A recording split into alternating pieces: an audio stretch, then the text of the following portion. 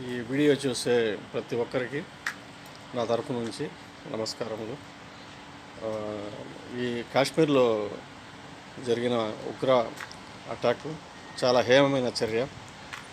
ఏదో టూరిస్టులు వాళ్ళు ఎన్నో సంవత్సరాల తర్వాత కాశ్మీర్ కోలుకొని వాళ్ళు టూరిస్టుల మీద ఆధారపడి 90% వాళ్ళకు ఉపాధి మొత్తం టూరిస్టుల వల్లనే జరుగుతూ ఉంటుంది.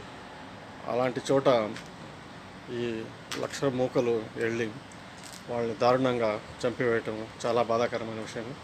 అదేవిధంగా వాళ్ళ ఉపాధి అవకాశాలన్నీ కూడా సర్వనాశనం చేశారు.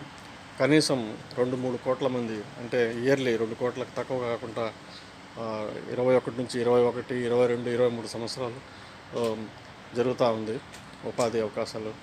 వాళ్ళు బ్రహ్మాండంగా కోలుకుంటున్నారు.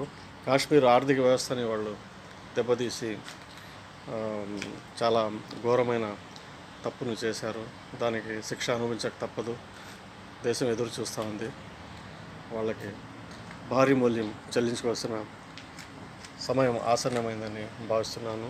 అదేవిధంగా ఆ చనిపోయిన కుటుంబాలకు నా తరఫు నుంచి ప్రగాఢమైన సానుభూతిని తెలియజేస్తున్నాను. జై హింద్.